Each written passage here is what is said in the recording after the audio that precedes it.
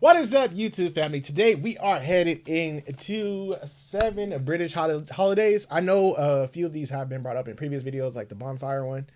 But these are ones that we Americans that don't celebrate. So I'm curious to know what other extra holidays are these extras, or is this like their Their normal, version. yeah, of what we have. So this is Yeah. gonna be a great video to dive into. Also, I know we promised you guys we do got another unboxing, snacks, food, whatever you want to call it, that was sent, and we will be doing that. Yesterday was Dee's birthday, so that's why we didn't forget. But when we told you guys, oh, we're gonna do it, then we got busy.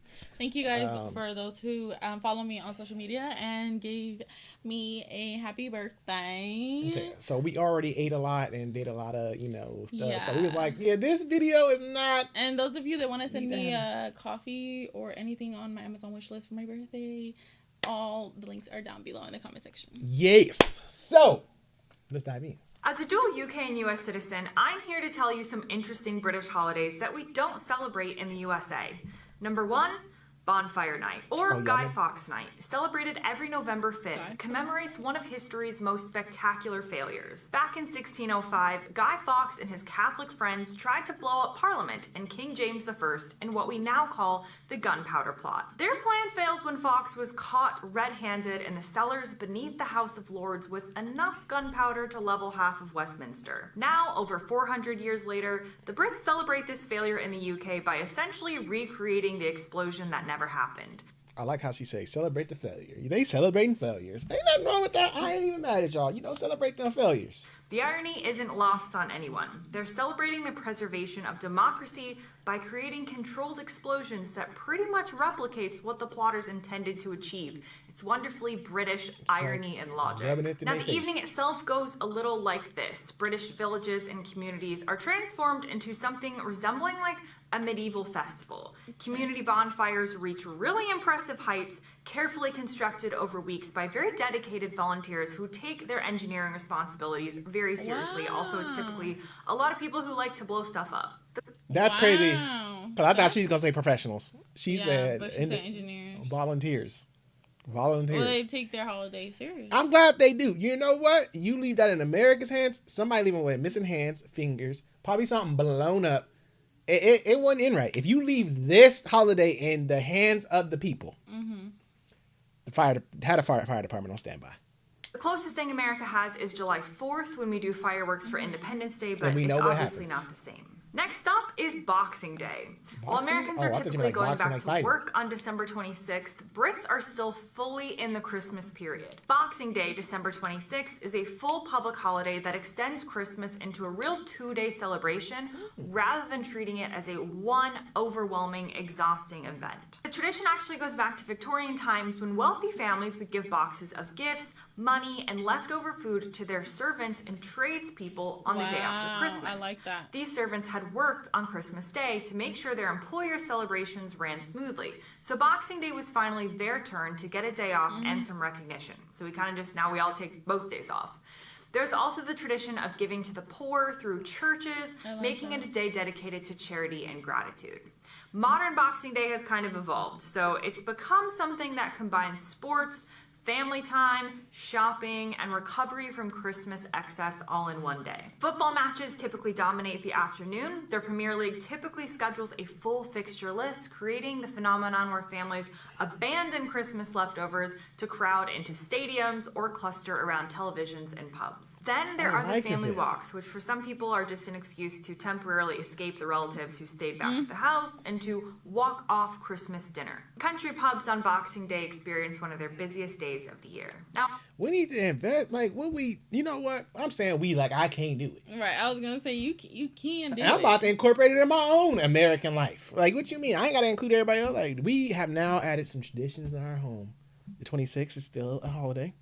We're going to go for a walk, I ain't even... Y'all on to something with this video, and we around the holiday season. This is perfect. Americans who typically return to work between Christmas and New Year's with only Christmas Day off find the concept of a guaranteed second day off very enviable. Next up is Pancake Day, which is seriously British. Pancake Day, officially known as Shrove Tuesday, takes the American concept of Fat Tuesday and transforms it into something wonderfully unique. While New Orleans celebrates with elaborate parades and beads and public revelry, Britain celebrates with pancakes. But not just any pancakes. We're talking like crepe-like pancakes served with lemon juice and sugar, not American fluffy pancakes. Lemon juice The and religious sugar? part goes back centuries, so people needed to use up rich ingredients like eggs, milk, and sugar before Lent began on Ash Wednesday. Medieval Christians had to give up all meat and dairy products during Lent, so Shrove Tuesday was kind of the last hurrah for a proper indulgence before 40 days of religious restraint. The word shrove comes from shrive, meaning to confess sins and receive absolution. So it was both culinary and a spiritual preparation rolled into one. And as I mentioned, British pancakes are completely different from American pancakes. They're thin, delicate creations that actually require a lot of skill to make. I'm not sure I've made them successfully yet. The batter is very simple, just flour, eggs, and milk, but they're cooked in a really thin layer. And again, they're not served with syrup, they're served with lemon juice and sugar. Now, American... Lemon juice and sugar? Lemon juice and sugar. I don't know. Well, I feel like that'd be like lemon icing. I can see it. I just feel like with the pancake, it might work. You know, I can see it working. I mean, nowadays you put everything on pancakes. I was wondering what the heck that was because I'll be coming across this dude on my TikTok and he be putting them like, because I know the Indians, they have a dish where it looks like that too, where it's flattened out on this thing and then they scrape it up. I forgot what they call it, and then they put stuff in it. But there's this guy who be popping up on my TikTok, and I wonder if he UK or because he don't look like he's Indian. So I wonder is that because he gets it and he makes a flat thing like that looks like a pancake, UK pancake, and then he puts Nutella on it, and it's like super popular, and everybody be going to get it. And I'm like, it look regular, but I don't think it's a crepe. I think it's what she described. Probably like the UK skinnier pancake. than a crepe in a sense. Because he be making them, and I be seeing them like, what the heck is that? And all he do is slap some Nutella on it, but he having a crowd of people like lined up for it. And I'm like, is it that good? Because it looked like two ingredients that's just regular. But I don't know. Maybe it's two different things. Because like I said, the Indians got something like that too. Mm-hmm. But they put like veggies and they be putting like I know what you're talking about. I've seen that one too. Yeah, so I'm just curious. Break that down. Celebrating Fat Tuesday focus mainly on the party aspect. It's all about the final blowout before Lent. There are no pancakes involved. Mardi Gras does involve elaborate costumes and massive public celebrations and lots of beads, but British Pancake Day is more about community and family tradition. Number 4 on my list is Burns Night in Scotland. Every January 25th, Burns Night celebrates Scotland's national poet Robert Burns with some formal and traditional celebrations. Robert Burns lived from 1759 to 1796 and was a Scottish poet whose work captured the voice, spirit, and struggles of ordinary people during the Scottish Enlightenment. His poems and songs, which are written in Scots dialect, celebrated love and friendship and Scottish identity, while also having a real go at social inequality and religious hypocrisy. The Burns Supper follows a precise order of events that hasn't changed much in over 2 centuries. The evening starts with guests arriving in formal dress, men often wear kilts, then bagpipes announce the arrival later on of the haggis, which is the ceremonial centerpiece of the whole meal. It's carried in with great pomp and circumstance while a bagpiper leads a procession around the dining room. Then comes the address to a haggis, which is the evening's dramatic centerpiece. Burns's famous poem gets recreated with proper flair while the speaker dramatically gestures towards the haggis with a knife.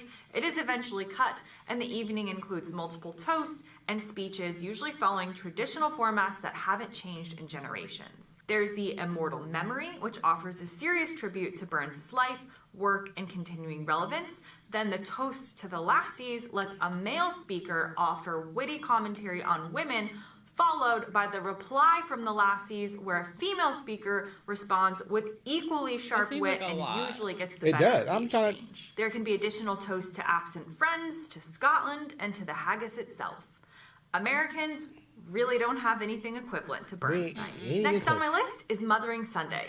Mothering Sunday, celebrated on the 4th Sunday in Lent, usually sometime in mid-March, is Britain's original Mother's Day celebration. It's on a different day from American Mother's Day, which always happens in May. The whole thing dates back to the 16th century and stems from the Christian practice of visiting your mother church. That's the main church in the area in which you were baptized. Oh, wow. During Lent, Christians were expected to return to their mother church for a special service, creating this homecoming tradition that reunited families and communities. That could be cool. Like that, I can see that's dope. I don't know. I just feel like there's because Mother's Day is like you have the American Mother's Day, but then you have the Hispanic Mother's Day. So it's like that's already 2 days, and then they do theirs on another day also. So it's like I feel like it's your regular Mother's Day, just But that would, I can see like if you had a church of yours like brought up, and then you go meet up. Like, what if you all like kind of have friends there, y'all separated, and y'all come together that day? Like, you get to see all the people. Like from that could be cool. Like, I can see that. Now, modern Mothering Sunday has evolved quite a bit while keeping some of the traditional elements. British children give their mothers handmade cards, often created during school art lessons. Yeah. The cards can feature pressed flowers or simple poems and drawings by the kids. Yep. And church services maintain stronger connections to Mothering Sunday's religious origins than American Mother's Day celebrations do. Many British churches hold special services that honor both biological mothers and the concept of the mother church, creating kind of a dual celebration that does acknowledge both spiritual and personal maternal figures. Now, the timing difference creates all sorts of confusion for international families and businesses because American Mother's Day, which is celebrated on the second Sunday in May, was established in 1914 by President Woodrow Wilson and has nothing to do with religion or Mothering Sunday. Wow. Next up is St. George's Day. St. George's Day is on April 23rd, and this is England's national day. Though it's celebrated with such characteristically English restraint sometimes that you might not even know what's happening. Here's the thing about St. George himself. He's a fascinating paradox for English national identity because the patron saint of England was actually a Roman soldier who lived in the 3rd century AD and almost certainly never set foot in England. The dragon-slaying legend developed centuries after his death, transforming a Christian martyr into a mythical hero who rescued a princess and saved a kingdom from a terrible beast. Are you telling me y'all been lying to us and alligators? You telling me they been lying? Like an alligator is a dragon for real? I don't know, but it's giving Shrek. I can see that.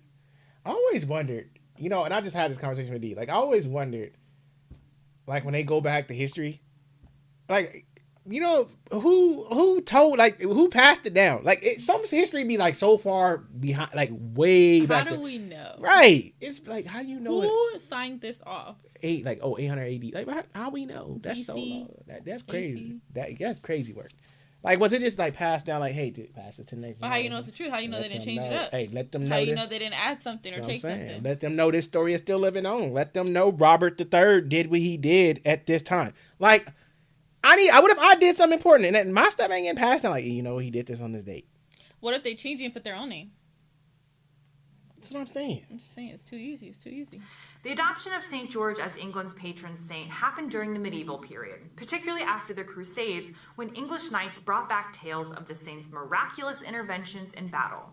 King Edward III made St. George the patron saint of the Order of the Garter in 1348, cementing his role in English royal and national identity. The Red Cross of St. George became England's flag, later incorporated into the Union Jack. Pub participation represents the most common form of celebration, so many pubs will fly the St. George's flag and offer even more traditional English foods like roast beef, fish and chips, full English breakfasts, bangers and mash, whatever it is. Real ale consumption does increase noticeably on St. George's Day, as does the playing of traditional English folk music. School celebrations might involve children learning about English history, literature, and tradition.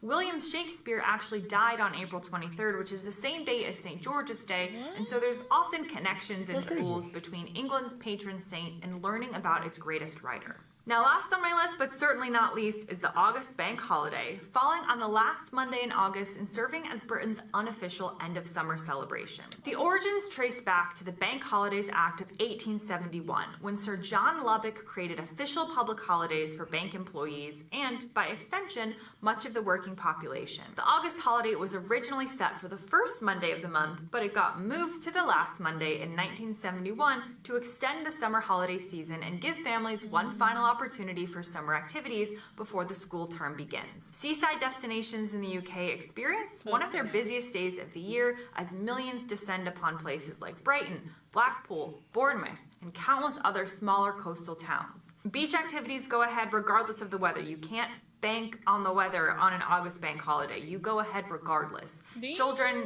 build your sandcastles while wearing your coats. Right. The parents are huddling under golf umbrellas. It doesn't matter. Weather in the UK, whatever. Keep calm and carry on. Now, traffic chaos has also become as traditional as the holiday itself. Journey times that normally take maybe 2 hours can stretch to 6 or 7, creating legendary traffic jams that basically have their own folklore. Bank holiday traffic is a thing unto itself. Now, America has kind of an equivalent. It's Labor Day weekend, which also kind of marks our kind of end of summer. We'll have barbecues, pool parties, and outdoor activities as well. But we don't have something called a bank holiday, as I've talked about in other videos. The term bank holiday doesn't exist in the US. There's nothing like a bank holiday, which is essentially just a day off for the sake of having the day off. I feel like their holidays are like our, not, I'm not gonna say regular, like they're regular, but like our regular holidays that are like like not really big. They don't make them important. Yeah, like a St. Patrick's Day, like she said, Labor Day. Like, yeah, they are important, but I think those are the small ones that like people just got the day off. Compared to like Christmas, Thanksgiving, yeah. So I feel like that's theirs. I feel like we have a Pancake Day or week or something like that because. We got a lot of stuff they make up, but I don't know if they were just recently created because it's a lot of like they be having like National Ice Cream Day. And, yeah, like I don't know if they just made those in America. Because as a kid, I don't remember hearing about none of this, none of it. That's why when I be hearing like it's National Dog Day or National Girlfriend Day, Boyfriend Day, Grandparent Day, like Mom since Day. when? Like, we ain't never celebrated National any of this Donut Day. Right? What? When was this at when I was a kid? My parents ain't never told me about National Donut Day. There was part of a reason because they made it up probably just recently, but. It is cool. I always just like love that something different. The UK just loves doing stuff together, and they love to have family, and they love to have their people off, like not overworking them. Not like I just know, and y'all can come if you're from there and say it. Hey, it's not as what it's not. But I just like that. It seems like y'all mental over there is just great. That y'all got days off, mental like you can just take time to. Well, the American pace is just fast, and it's no mental day. Like, really. Like, your weekend is even... Especially if you have kids. Your weekend is consistent of them. And then you go back to work. So... And then, included us, like, we go to church. So, Sunday. And that's not a bad thing. But I'm saying, like, our day is just constantly, like, something. You're doing something. And Saturday is, like, really our only day where you're like, oh, this is my free day, really, kind of. Is it, though? Necessarily, yeah.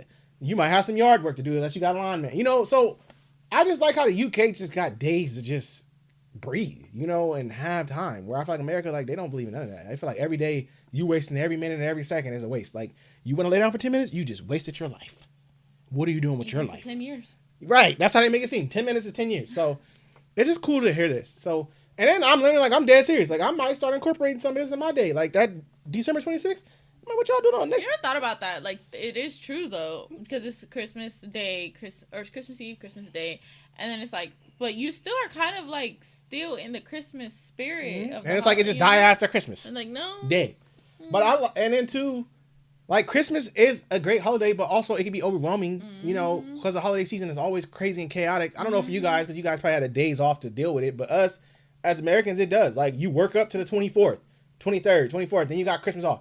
You got to get your shopping done, your dinner done if you're cooking for the family. And then most of the time it's just Christmas Day off. Hectic, yeah. And then you go back to work the next day. Or you don't get those days off and you got to work the next day. Yeah, and it sucks. Yeah. So. Or you only get Christmas Day off. That's what I'm saying. You go to work the next day.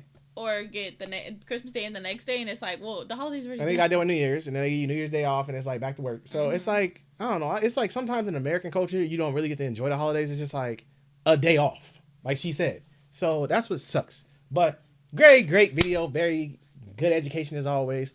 Thank you guys for tuning in. Be on the lookout for that unboxing because, like I said, it's a lot. And it's probably going to be a 4-part video. So you want to be around for that because we got a lot of stuff to try. A lot. See y'all on the next one.